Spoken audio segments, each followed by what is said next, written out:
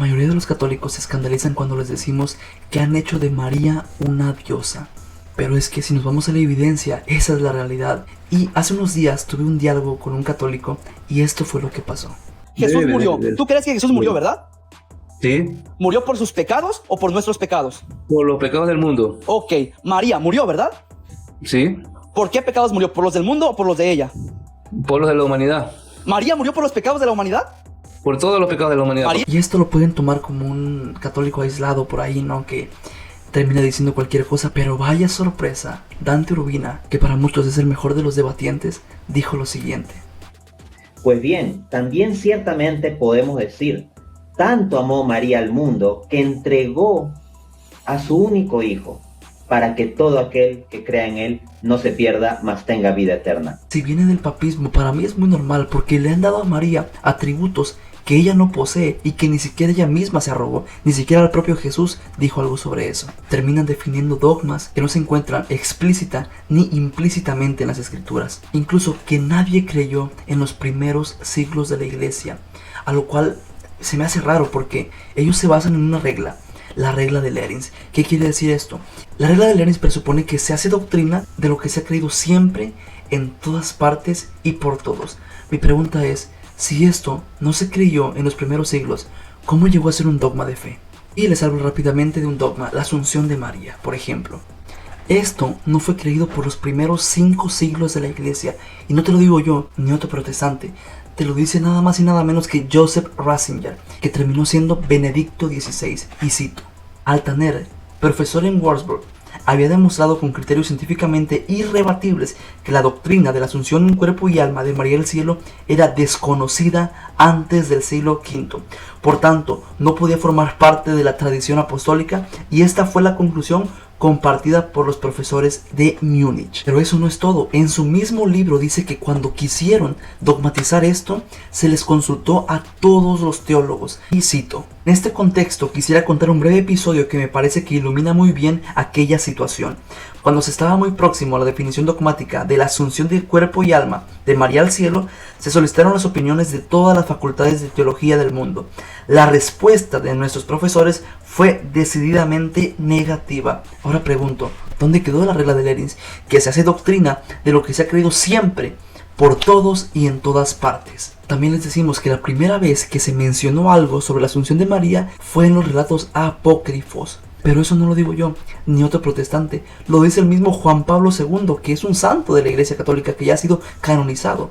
Él dice lo siguiente, y cito, en su audiencia general, el miércoles 2 de julio de 1997, Juan Pablo II dice, el primer testimonio de la fe en la asunción de la Virgen aparece en los relatos apócrifos. Entonces, ¿qué pasó? ¿Ahora se basan en relatos apócrifos para poder hacer doctrina? Así está la cosa en el papismo. Luego te dicen que en Apocalipsis 12 aparece María y se basan en la tradición de los padres apostólicos. Pero vaya sorpresa, también hay padres apostólicos que interpretaron a la mujer de Apocalipsis 12 como la iglesia. Entonces, ¿dónde queda el consenso patrístico? ¿O dónde queda la regla de Lerins? Si muchos lo creyeron de una manera diferente, pues la regla de Lerins se va por un tubo, ¿no? Luego pasamos a la Inmaculada Concepción, que también es un dogma que si no lo crees, pierdes tu salvación. Pero ahí empezamos mal, porque en la bula Inefabilis Deus dice que María es la mujer que le tritura la cabeza a la serpiente. Pero Juan Pablo II en una audiencia general dice que no. Pero ahora vamos a la conclusión lógica.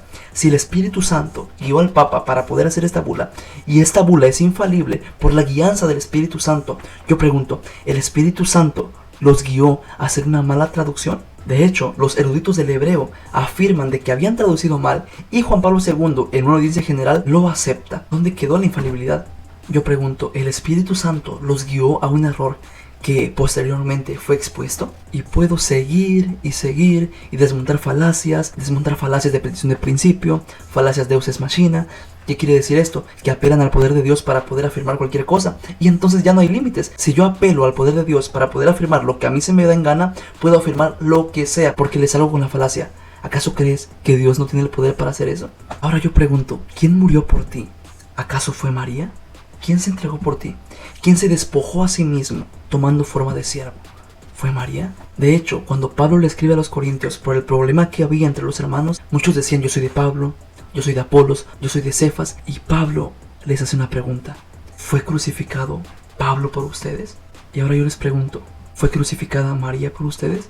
El Evangelio trata exclusivamente de Jesús. De hecho, el título que se nos dio fue cristianos, no marianos. ¿Por qué? El Evangelio que se predicó trataba exclusivamente de Jesús. ¿Qué puedo hacer para ser salvo? Cree en Jesús y serás salvo tú y tu casa. Dice Pablo también, esta es la palabra de fe que predicamos, que si confesares con tu boca que Jesús es el Señor y que Dios lo levantó entre los muertos, serás salvo. ¿Dónde está María? Cuando los apóstoles enseñaron todas estas cosas. Y Pablo, quien fue el apóstol que predicó más el Evangelio, dijo, con Cristo estoy juntamente crucificado. Ya no vivo yo, Cristo vive en mí. ¿Por qué no mencionó a María? Los papistas han elevado tanto a María que le dan culto, que han hecho que las creencias que tienen de ella sean unos dogmas de fe irreformables. Por lo tanto, que si tú niegas uno o no crees en alguno de esos dogmas, pierdes tu salvación. Pero las Escrituras dicen todo lo contrario. Puesto los ojos en quién, el autor y el consumador de nuestra fe. La Iglesia Católica tiene un lema que fue promovido por Luis María Griñón, el cual es a Jesús por María. Pero yo en esta hora les digo a Jesús sin María. Y ahora termino citándoles estas hermosas palabras. Y en ningún otro hay salvación, porque no hay otro nombre bajo el cielo dado a los hombres en quien podamos ser salvos. Solus Christus y soli Deo Gloria.